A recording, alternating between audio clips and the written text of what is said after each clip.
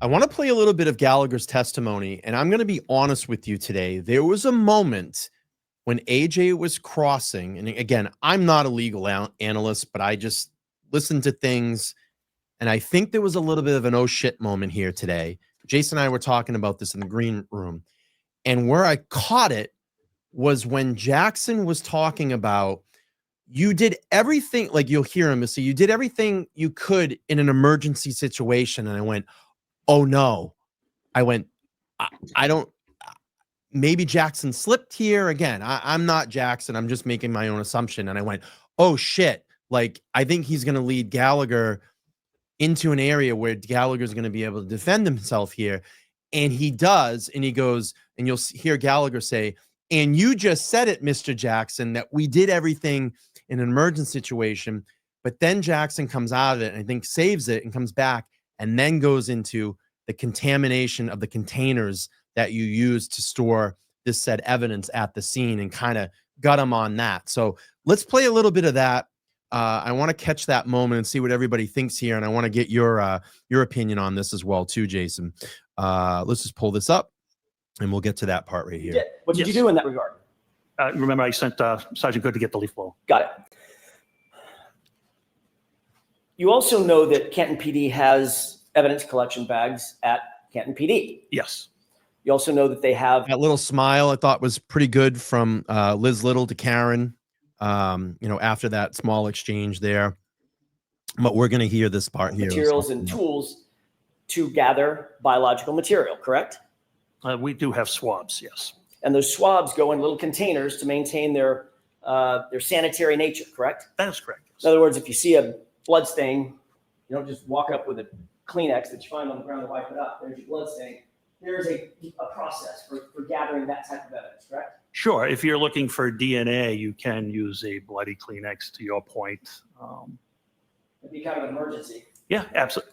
My point exactly. But if you're a mile from the Canton PD, you could have gone back and gotten a swab. Could have.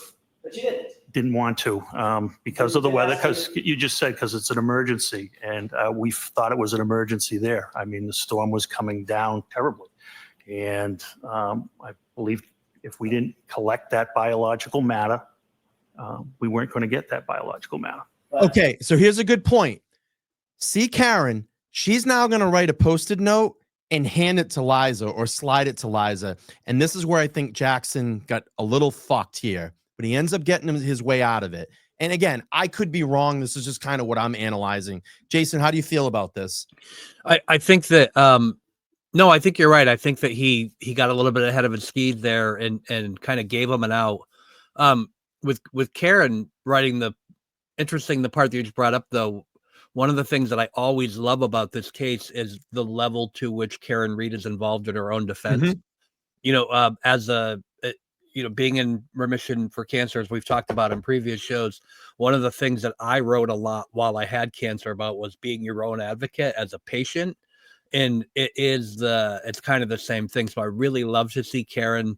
She has such a command of the details and how she wants her to be defended. So I really love seeing that. But I do agree with you. He definitely put himself in a position where he gave Gallagher an excuse. You can kind of see Alessi here too, with his head in his hand. Again, he might be just wiping his brow, but the scene that we're kind of. I do hate the over analysis of people.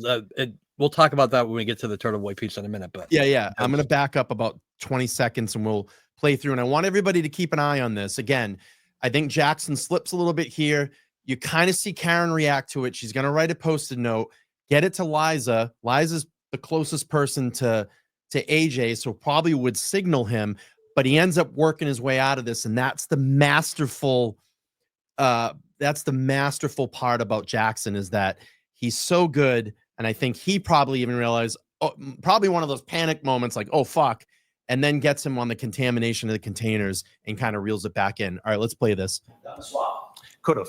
But you didn't. Didn't want to because of the weather, because you just said because it's an emergency, and we thought it was an emergency there. I mean, the storm was coming down terribly. And I believe if we didn't collect that biological matter, we weren't going to get that biological matter. But Canton PD was a mile and a half away. 4 In- or 5 minutes. In a blizzard. Still, in a blizzard, look, it's 3 minutes in Mm. good weather, probably 4, 5, 6 minutes in a blizzard, correct? I'm not sure. So let's call it 12, 15 minutes. There's the note to Liza. She's got a note. If you wanted to, you could have dispatched one of your officers to go back and get swabs. See the note? And properly collect the blood material. Sure. And I believed 15 minutes would have made a difference. And what you did instead, She was is- trying to actually give it to AJ. I think so too. Yeah. Yeah. I think that Karen realized he walked into an area. He gave him a little bit of a leash there, but he's going to pull it back in here with the contamination of the containers. Let's play a little bit more and then we'll talk about Well, that. We'll end with Turtle Boy today. 15 minutes would have made a difference, but you asked Sergeant Good to drive to his house and get a leaf blower. Yes, and while he was doing that, we were documenting the scene with photographs. You could have documented the scene with photographs even if you went back and get a swab. What's the difference? Because we were ongoing. It was ongoing. I wasn't leaving the scene. I didn't ask you to leave the scene. I didn't ask if you were I leaving the scene. needed the other officers. We talked about scene security. I already let one officer go. I now have 3 left. We're securing that scene. So you saw pink stains in the snow, correct? That's correct. And you said, Officer Good, probably called him Sean, Sarge, go home and get a leaf blower. That is correct. Could have said, Officer Mulaney, get your butt over to Canton PD and pick up 10 swabs, correct? He wouldn't have had access to the swabs. Oh, so now one of your officers could have gotten the swabs, even if the lieutenant, a ranking lieutenant, had dispatched him to go get a swab. Because he doesn't have access to the BCI, the Office of BCI, where our stuff is kept. Could you have made a phone call? No, nobody there would have had access at that time. It was only Officer Dever on the desk. So you're the only person that could have gotten those swabs? Sergeant Lang could have gotten them as well. So Sergeant Lang could have too? Sure. But you didn't say that? No, definitely didn't. Okay. What you did do, however, is you went to the neighbor's house. That would be Tom Keller, correct? The lieutenant of detectives, yes. Right. And Lieutenant Keller gave you red Solo cups. Yes. I asked for plastic or He's glass so containers. proud of this shit, too. Yeah, Solo I know. cups. Yep. And I was the one I- that got the Solo cups and the leaf blow. I coordinated. He's so fucking happy about this. I coordinated getting everything except for the proper things. Yeah. Yeah, I agree. And it kind of goes on here a little bit more. And then Jackson's gonna kind of reel him back in and talk about the contamination. You know, he talks about look, you know, you have containers that are sterile. You pay extra money through the department to have these sterile containers versus, you know, a red Solo cup, which the bag was, it was even open. It wasn't even a sealed bag. And then you're storing all of this evidence in. And I talked about this and I started to really bring this up over some pretrial shows before going into the retrial. And I said, look, you know, I hope the defense is listening to this because I think they had more meat on the bone here to start exploiting all this shit. And it took me back and I had this idea when I started watching Netflix and they had an updated O.J. Simpson documentary. And they talked about when the defense went into the war room, they went, okay, where do we start? And then it popped into their head, and I forget who it was. It might have been Johnny Cochran or F. Lee Bailey. He said, look, you know, we have hundreds of hours of footage from the news media that had that camera out in front of Nicole Brown Simpson's house for hours, you know, collecting all this evidence. Well, let's take a look at the way that they collected it and exploit it. And it worked. It worked. Because DNA at that time was just getting introduced into cases. Obviously, the jury wasn't going to understand all of it. But if I can exploit that and say this DNA, these blood samples, and all these, you know, fingerprints and bloody shoe prints, this is all contaminated.